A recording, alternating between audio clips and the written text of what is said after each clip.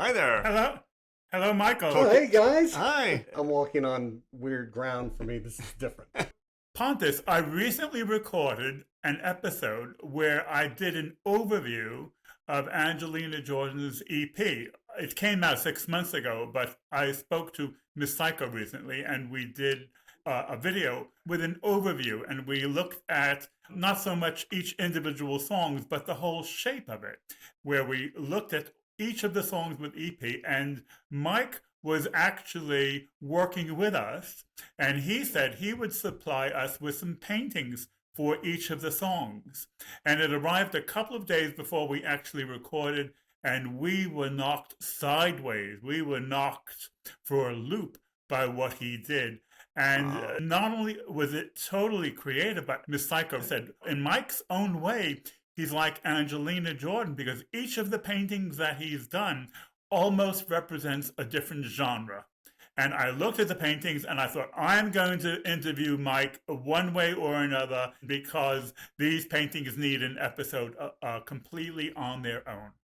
We're looking at the fruits of Mike's artistic creation, and he is going to talk us through each of the 6 paintings which correspond to each of the 6 songs on the EP.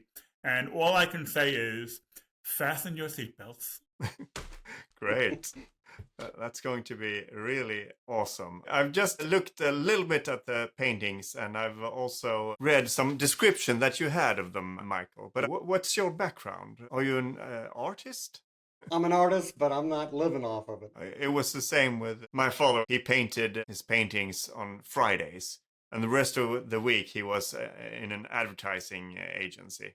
Yeah. Don't give up the day job. I hadn't done anything for 12 years until Valeria and Alan proposed if I could draw these pictures. So this is the first thing I've done in 12 years. So it's really different for me to do this.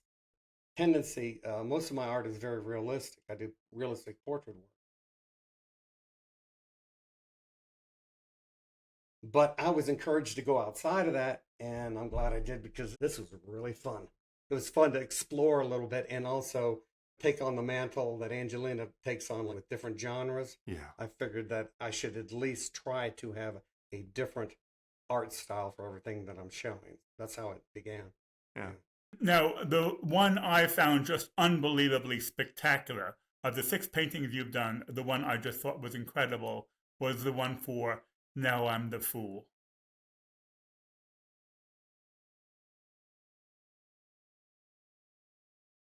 And your comments, I thought, were incredible. That you said from this song and from the painting, you said Angelina should sing in Spanish, and this song has a Santana vibe. Amo mío, por favor, tú no te vas. Yo contaré eso.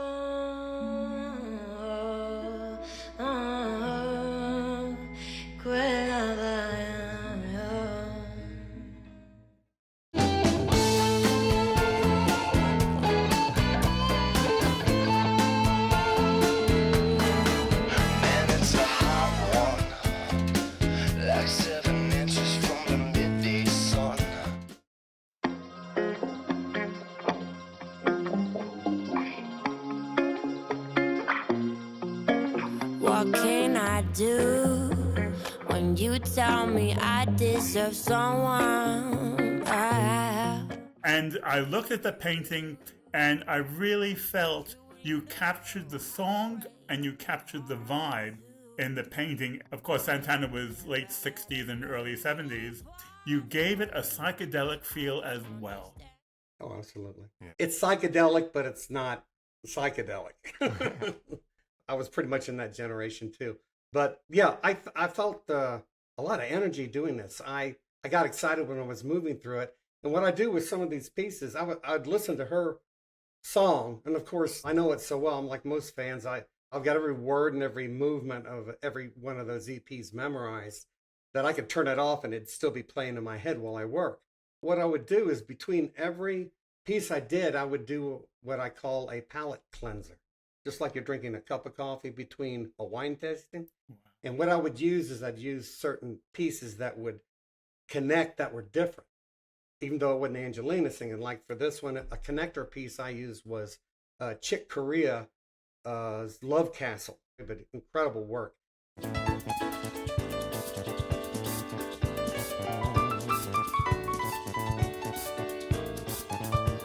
And it just flowed right in there as a break time. And then after I was done hearing that, I'd go ahead and put on Now I'm the Fool, and bam, it gave me the energy I needed. Because it's deeper. Never had a plane too far for you. I don't understand, don't have a clue. One look in your eyes, now I'm a fool. All things in this context, all things are Angelina, even when they're not Angelina, if that makes sense. There's a famous line from one of Bob Dylan's songs, which I think of when I look at this painting. Whatever colors you have in your mind, show them to me and I'll make them shine. Whatever colors you have in your mind, I'll show them to you and you'll see them shine. Now I'm the Fool is about dream memory, emotional risk, a psychedelic poster style. That's what we'll call it as far as style goes. Again, redo it in Spanish. And when she ends, it has what I call a gypsy flow, almost like a piñata exploding. Yeah, I just called to let you know it is my soul. And I was listening to Fada music when I was getting ready to finish it. When she comes to the last part where she's basically saying my soul like 7 times, the way she says it. Fada is very passionate, very intense. It grew out of the Portuguese gypsy music scene. It's a passion cry. It is my soul. And that's what she sounded like at the end, and that's what I wanted to try to get. And also the way the figures are aligned so that there's a directional flow coming almost back around to the central figure. You capture the internal passion in this painting. And this is so creative to hear a song, hear the lyrics, and then to translate that into a painting like this. This is what I hear. Every time I listen to her, my head gets animated. I see images all the time. It's like all I did here was lasso them in. Now, the next one, Love Don't Let Me Go.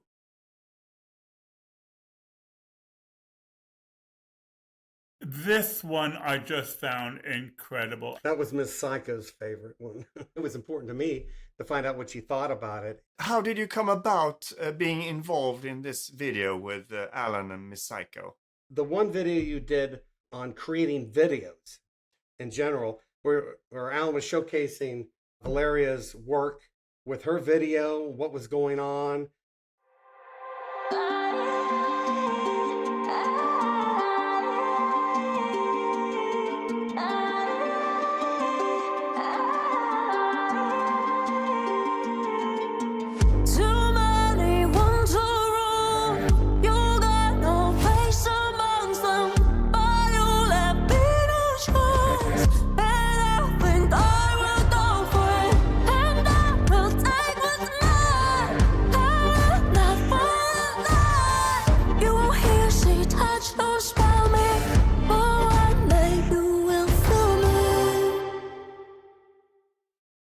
That was about 4 or 5 weeks ago. She did a video and a song called Rule, and I just found it an incredible video. And we just spoke about it for half an hour. And we went through the symbolism, and the whole thing was like a dream sequence.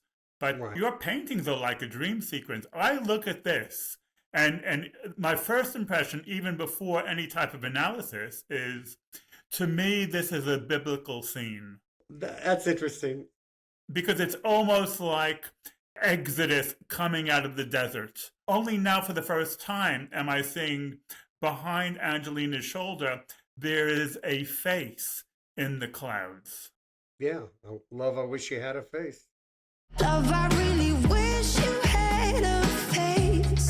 Maybe I could beg for you to stay. Yeah, exactly. That's very subtle, but it almost like someone is looking over her or looking after her. And in your description, she is comforting her little self. This is so creative. Alan, another thing too, that since you brought up a biblical kind of appearance with this, which it wasn't initially what I was doing, but it definitely falls in line with it. The smoke, it's just like trying to catch smoke.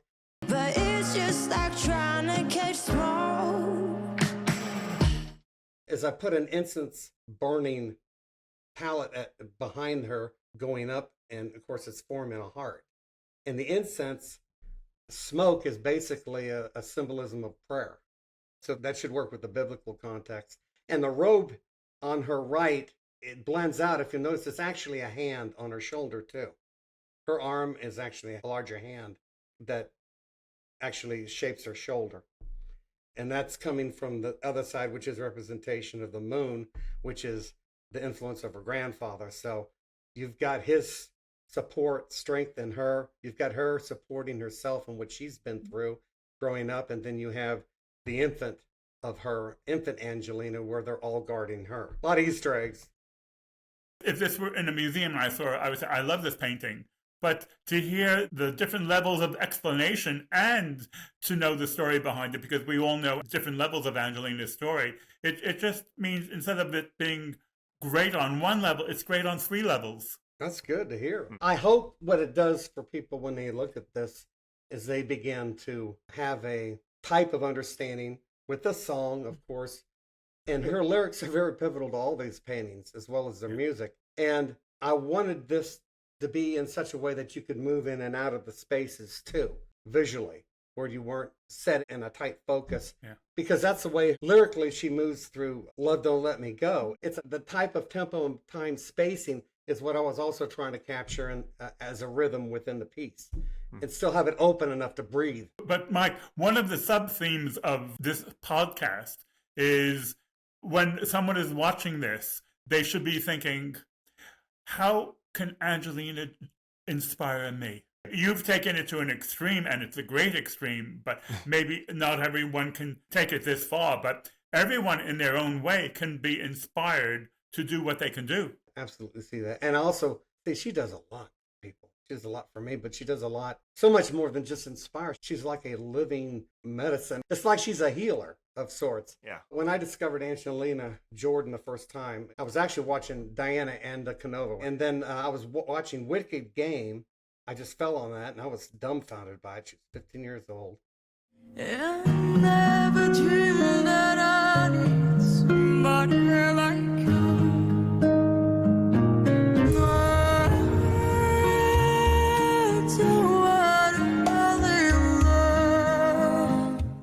So I went back in to look for some more stuff, and then I got one of those algorithm things saying, you also might like.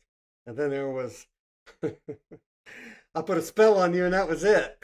Because I'm jazz heart. So I went in to explore that. But what I also discovered is I bounced back and forth to all these other different prodigies.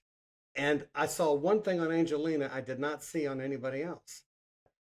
What I saw was light on her that I didn't see on anyone else.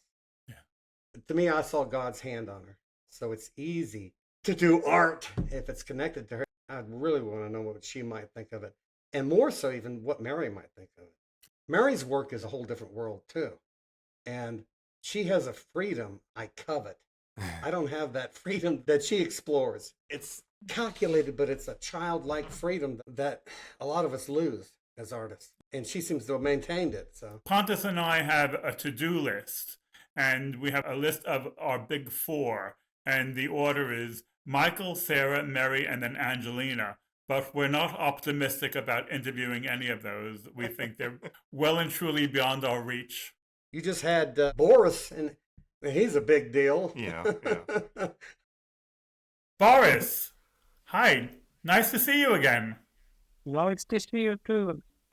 How long did it take to make this painting for you? Basically, I knocked one out every day.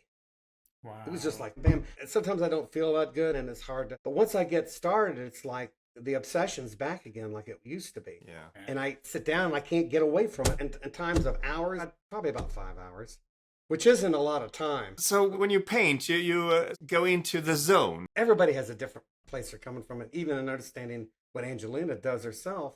But I understand that. I actually do. I wouldn't say a prodigy, but she's singing like she was 18 months old. The first time I started drawing or doing pieces, I was 3. Yeah. It's a normal thing for a lot of people to start early. I never did what I should have done with it. I wasn't serious like she was. She and her talent, it just keeps growing. Yeah. It's exponential the way she's developing now. It's almost like this is an adolescent, even though she's 18, of her voice, where it's become so powerful, much more powerful than it used to be.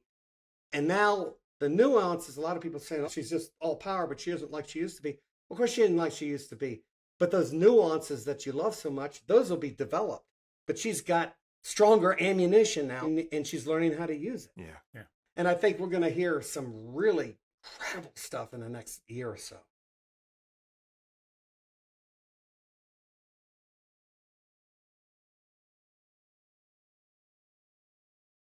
I like this one. I almost ruined my paper drawing this one. Yeah, this was fun. And it's an important piece. This is one of my favorite songs in the group. Good and Goodbyes. Gonna shine like the night sky. Free bird learning to fly. That's the good and goodbye. Yeah. Right now is the right time. Got the skies to read mine. That's the good and goodbye. Oh yeah. That's the good and goodbye. For one thing, I've never seen it as a personal relationship thing about the darkness. I don't do darkness, so you cannot come with me. And you had me up in my mental, played me like a fiddle riddle. You got up in my mental, play me like a fiddle, riddles. I don't think this was any person. I think it was a part of the industry that probably she experienced that she didn't before. She has a really high admiration for talented people, and she lifts people up. So I think she found disappointment and people trying to use her. And I think it was the dark side of the industry is the way I see it. But it can be simplified as just the darker side of life. The disassociated hand is representing her stopping the darkness. This is it. You don't go any further with me. You're done. And she ain't playing here. That's why everything looks like it's on fire. And she's not moving either. So Mike, why did you choose to make the hand disassociated? it has a dual symbolism. We go back to some of the lyrics in this song, and it is about that she has nothing to do with darkness. And one of the things is that like a shadow going up the ladder. Behind me like a shadow, I'm going up the ladder. Brings me back to Shield in the verse that says, shadows they whisper and stare at my soul. Shadows they whisper, stare at my soul. And I saw those two connecting really strong. And what I saw here was basically, if I summarize what this painting is about and how it relates to her song, it's Angelina is now holding the shield herself. Instead of it being surrounding her, she's holding the shield. And that's what that hand represents, is the shield. Yeah. You've captured her sadness very well on her face. It's sad, but it's more or less it's serious. It's, I'm not playing. It's the I'm not playing with you folks anymore. This is it. And I like what's to the side of the hand, that dark column. I don't know what it means, but I'm sure it's symbolic. But I had a sense that maybe it's to do, I don't do darkness. Yeah, I don't do darkness. And seriously, it says, you're the devil with angel wings. You're the devil with angel wings. That's a pretty serious statement against anybody. That's basically the dark world. Anybody can look at it whatever way they want to. It falls right back into shadows they whisper and stare at my soul. Angelina is something else. There's definitely dark factors that will try to come at her. Because this is better than Google Translate. We're not translating from one language to another. We're translating from one art into another. And Google Translate doesn't do that. I love the 70s outfit that she wore here. Now I'm the Fool. It's the same general outfit. And her hair big. Everybody goes back to, oh, she looks like Priscilla or Amy Winehouse or whatever. But we're old enough to know that there's more than that. And when I look at it, I see Raquel Welch, the way she used to wear her hair and have those jumpsuits. That's what it was reminiscent to me. Angelina knows some of these things that you wouldn't think she'd know. She knows history. She knows the life that a lot of us have already lived in some way in fashion. She's found it somewhere. She's a history book as well. Is there a meaning to the positioning of her left hand? No, it's just as a device to bring herself around. This is bringing her to this pointing, bringing her to the left position where the darkness is. This is where she's coming from. So this is her pulling out. Basically, the hand is just a directional factor of if it were to go any farther, her body would actually shift to the right and push away. But since it's not an animated cartoon where I couldn't actually do that, so I tried to do that with a suggestion of movement. But I also did it in a Gauguin-ish type style because Gauguin used to do really strong kind of spiritual symbolism when he did his work in Tahiti. And it was done like this. It was done rough, thick, and massive. And I wanted to incorporate some of that in this too. So There's something about this that reminds me of those 15th century icons.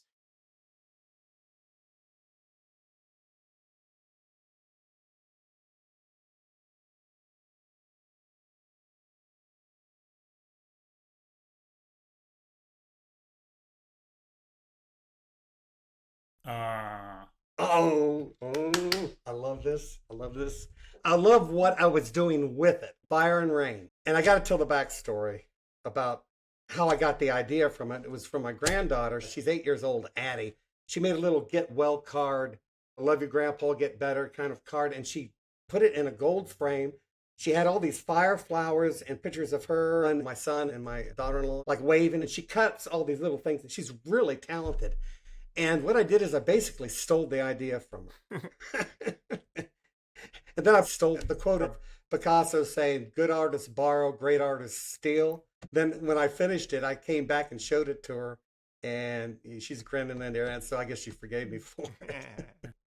It's wonderful that Angelina is in the world between fire and rain. The base is the fire and the sky is the rain. It looks like behind her head, it looks like there's water oasis, but it also looks like her feet are firmly on the ground. Absolutely. The premise of this is she's going through fire. The gold frame is she's being purified. The sky represents rain and the trouble ahead. And she also has the distance she goes. But the elephant in the room is she's in an army uniform. And if you listen to the beginning of the song, you'll hear the drum roll. It's a military drum roll. I don't know how anybody misses that. Places that I go, fire and rain. And even the pace sounds like a march. I know how much I can take. I get stronger from the pain. Fire and rain. Try to break me, I'll be okay. I risk it all, I know I'm brave. Getting stronger every day. And that's the way I propose to present it. Like she's marching through all these trials and tribulations like a good soldier. And her backpack is almost levitating. So her burden is very light. Yeah. It's the love that she carries with her. There's another point, Mike, which is really important. When it rains, it puts out the fire. So the rain can neutralize the fire. I was putting a little bit of green in the far back. Rain can be torrential, and that's the way you hear it when you say fire and rain. But fire purifies, rain brings life. So there's a little bit of growth in the far left-hand corner. I saw this whole piece, along with the song Fire and Rain. My alternate vision is her sitting down, opening a storybook, telling children about it. Because this is a children's tale, too. Yeah. When I showed it to my granddaughter, her response was real positive. And I could see this is almost like opening the first page of a storybook. where Angelina's the hero. The song itself has that kind of children's quality about it. It starts off, then it gets into the drum roll, boom, fire and rain, and then it pitches up. And then, of course, it comes right back again to the soft finish, Yeah. which is like a storybook. If I go far from home, I still know I'm not alone. You're wherever I'll be, 'cause I'll carry you with me. You can look at this painting, it's almost like she's skateboarding on lava. Yeah. Well, the question came up from somebody, are those flowers or is that fire? And I said, it's both. It's fire that doesn't burn her up. And she's a flower freak. We all know that. So everything is scattered up like flowers above it, too. Bring it on, my heart is strong. There's nothing I won't do. Try to knock me down, I scorch the ground. The smoke will be my proof. A lot of people are going to go, what? I did this in a style of surrealism on this one. Just Love Don't Let Me Go, only I did it more in the tones of Marguerite's paintings, the famous giant apple. And I don't know. So I did basically in that style. The first one, I had too much smoke coming off the ground that was charred. And it looked like a nuclear fallout blast or like Chernobyl. And I said, no, this is too dark. So I brought more light into it. And then I also changed the supernova so that it reflected the daisy in her hair. Oh. Yeah. And there's a relationship with that too. We know the softness, the sweetness, the loving aspect of her music and her singing. And those daisies in her EP were very important to have in there for that reason. I think that gave a loveliness to it. But then we're talking supernova, Shining like a supernova. which is, wait a minute, a sun just exploded. So we had to find a way to make a supernova and a daisy relate to each other. So that's why I did it that way. And I began with the feet, even though there's no mention of it in the lyrics. The diamonds are there, the fireflies that are flying in her silhouette, the smoke on the ground, all that's in the lyrics. The feet aren't, but the feet are so pivotal to her. We all know what it means, but it also is a foundation of who she is. And when I first began, my first excitement was to do those feet. And I got to do those feet right. Those are her feet, too, by the way. I made sure those were her feet and not just feet.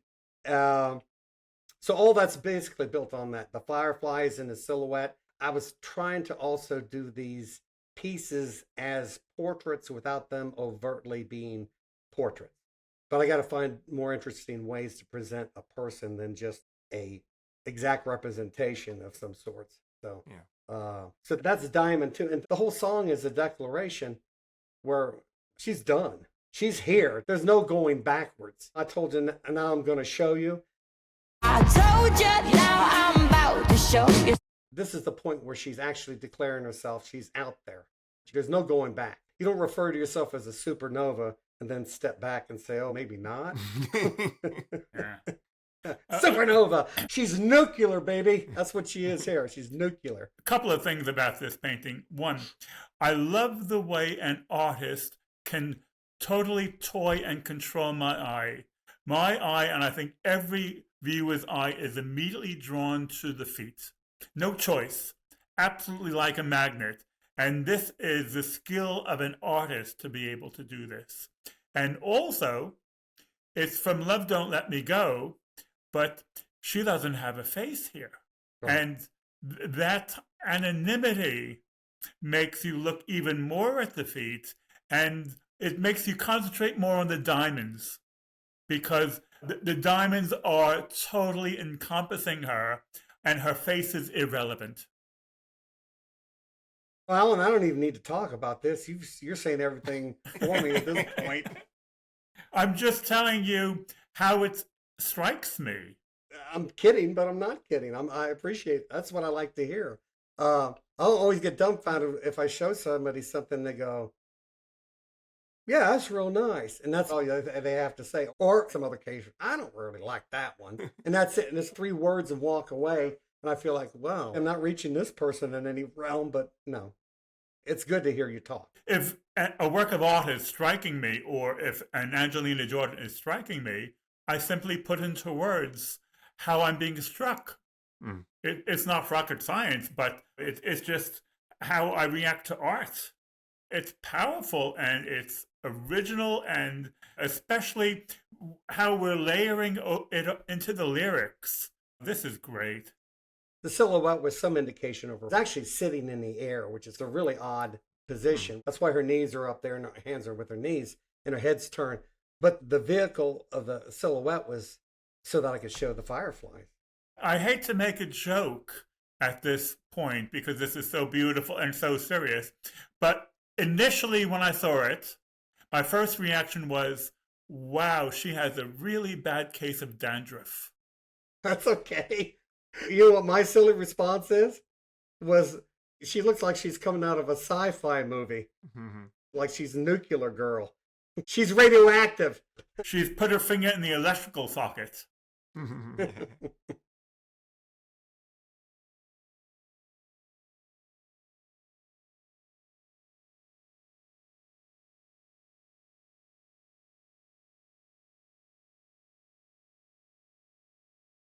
Bingo.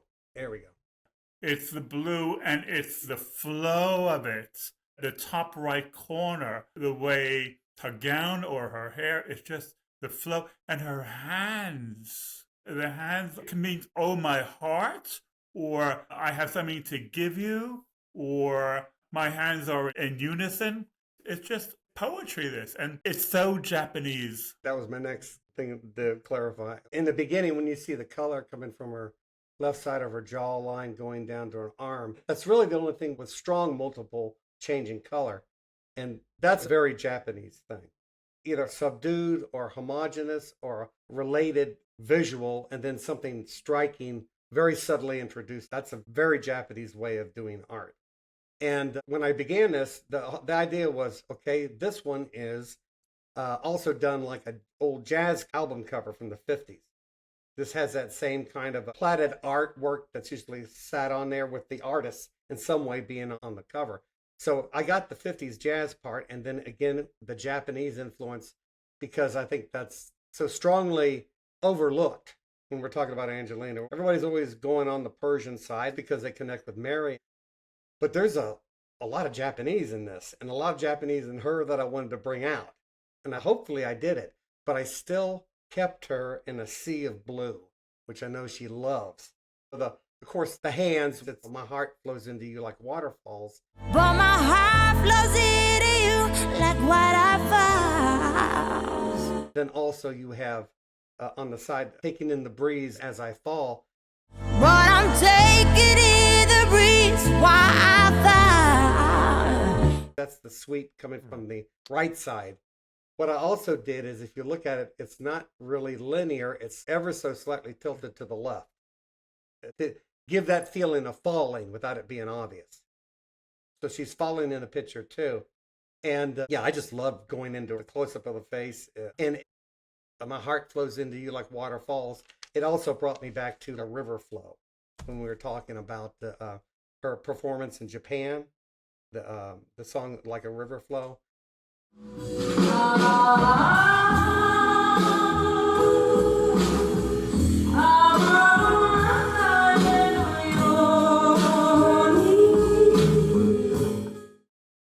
Again, I'm bringing it all back to the Japanese side of her. And if I were to retitle this, other than All My Fault, I would call it Wounded Beauty. In All My Fault, I mimicked her A. That's the only letter I could find out of her signature. Also, when she sings, it's like flowing. There's so much flow to the rhythm and the coming and going. I hear it right now while we're talking, especially that falsetto. I think that really brings her back to that Japanese mindset when she goes into that light falsetto at the end. I want you to care. My feelings are bare. I need you to know the blame is on mine. I do whatever it takes. It must be your way. I know way. Give me a chance for the last time. Mike, recently we had a 2-word challenge where people had to come up with 2 words to describe Angelina. We should have a 6-painting challenge where we have the 6 paintings and we have to ask people to match them with each of the 6 songs from the EP. I think Fire and Rain is the only obvious one. And I would be surprised if many people got them all right. See the 6 paintings, know the names of the 6 songs, and then to say which painting goes with which song. So that's an interesting way of looking at it too, because I think most everybody would figure it out until they got the first 2 would be a little more confusing for most people. Yeah. The surreal imagery sometimes will lead people away where other people, it would actually lead them in. In terms of art, there's the linear and then there's the impressionistic. You can sing something straight or you can make it jazzy where you elaborate. It's not to say one is right or one is wrong. It's a difference of style. And some people prefer the linear. Some people prefer to know exactly what they're getting and they prefer lines. And other people are happy to have fluid boundaries. I think it goes back with the jazz sensibility. Angelina's able to do both, but her structure is jazz. She plays with tempo. She doesn't let anything stop her from doing what she wants to do. I'll tell you what jazz musician reminds me of her the most is Thelonious Monk.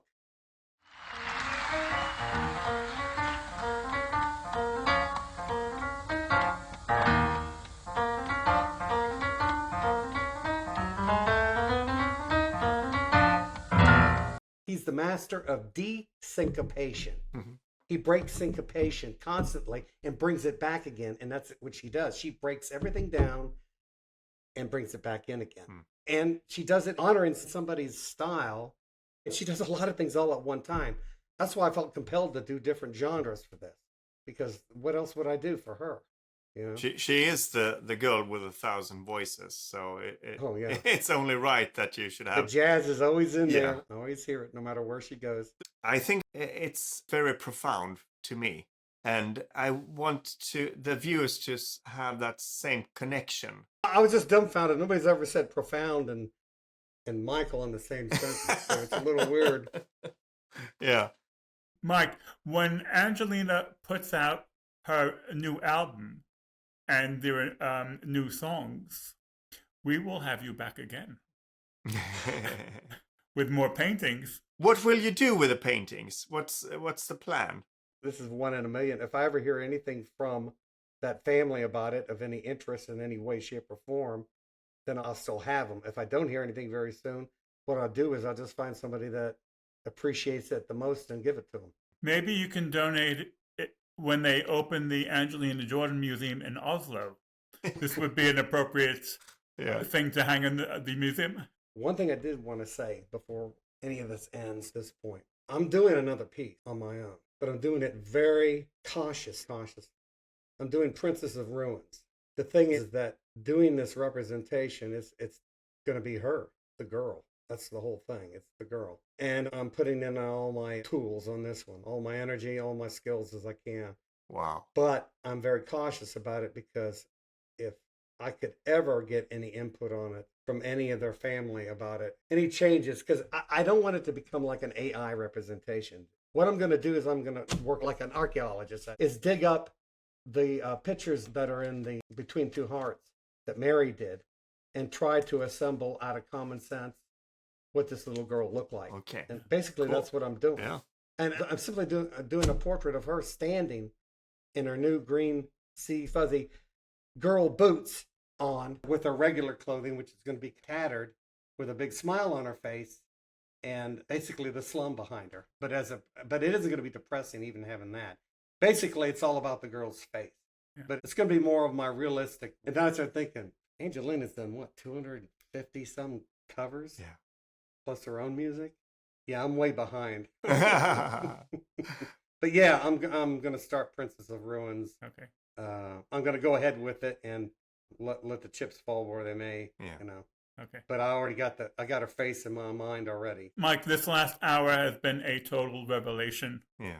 It's redefined art being translated into art, and to get it inside of your head and to hear you talk about it It's just something else. Yeah. Pontus and I got lucky when we came across you and your 6 paintings. Pontus Yeah. and I got lucky. Thanks, Mike. This has been great. Mike, don't hit the table. You keep hitting the table. Oh, sorry. I love that. Oh. Okay. Okay.